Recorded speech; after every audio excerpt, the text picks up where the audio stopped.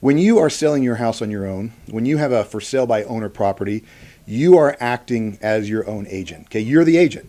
And so you need to be acting like an agent would. Okay, and the best way to do that is to remain objective during the showings of your home.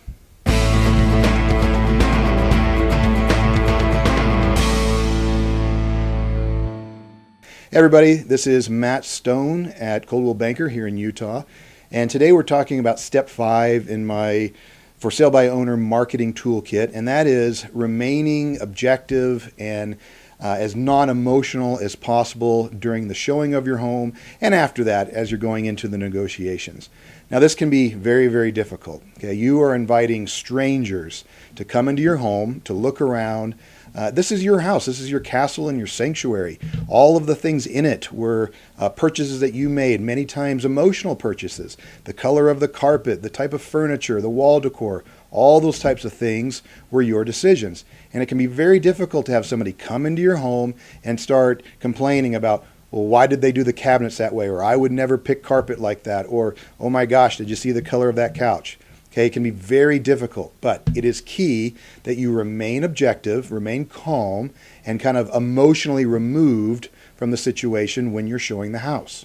Now, one of the best ways to do this is to keep yourself physically removed as buyers are walking through your house. Now, if this is the first time somebody's looking at the house, you don't want to just give them free rein. You want to give them the tour of your house. But as you go from room to room, as you step in a room and you give them a very brief description of what it is, you want to physically back off and give them some space. Give them some time to look around without you right over their shoulder. Give them some space so that they can talk about ideas, maybe talk about what they like and they don't like without you being right there. Now, if this is the second or third time that somebody is coming back to look at your house, that means they're interested. So you may want to give them even more freedom to roam around your house. Hopefully you've put your valuables away and locked them away so things are safe that way. But give them the opportunity to measure, to take some pictures, and to have some privacy when they're talking about how they could make certain rooms work for what their needs are going to be. Now, if a prospective buyer does say something within earshot or even to you about some things that they don't like in the home, it is much better to remain positive and talk about ways that maybe they could fix it rather than becoming defensive and trying to illustrate your point of view only. Focus on having a conversation about reasons why you chose a certain thing that you did, and then find out why they would like to change it. Maybe it's just a matter of a difference of color. Maybe it's something that you picked 20 years ago and styles have changed. But a conversation will lead things in a much better direction than just being confrontational. Now, when the tour is over, you want to be very gracious and thank them for coming to view your home, okay? And you want to make sure that they leave with something. So going back to one of the previous videos, we talked about printing up flyers and postcards. Make sure they're taking something as a reminder of their house, of your house, maybe something they can even take notes on. And it's always a great idea, and this is something that I do as a realtor, but when I show a property that I'm listing, I leave them with some kind of a favor. Maybe it's a snack or cookies or fresh bread or something like that. I want them to know that I'm a nice person. You want them to know that you're a nice person. People like to buy from people that they like. It also gives them the idea that you're going to be easy to work with when it's time to negotiate, the particulars on the sale of the home.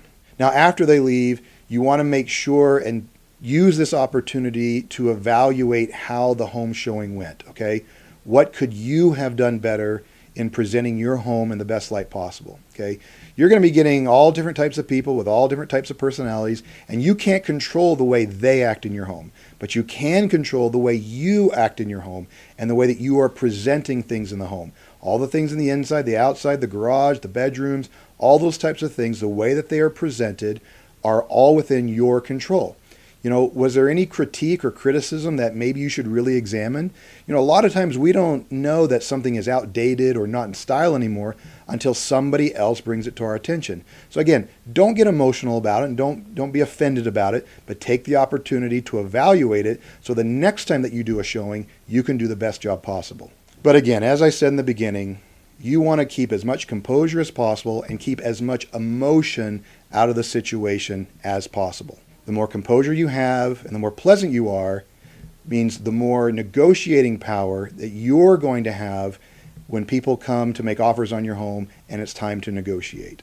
Well, thank you for watching. I hope you found some value in this video. It was a short one, but I think very important when it comes to showing your home and, again, remaining non-emotional and non-confrontational when you're showing it. If you disagree or if you have any questions about anything, please put it in the comments below, or as always, you can reach out to me on your own. And I hope you'll tune into the next video where we're going to talk about how to pre-qualify people who are going to be looking at your home. The last thing you want to do is be wasting your time with non-buyers, and you want to be focusing all of your efforts on the best prospects possible.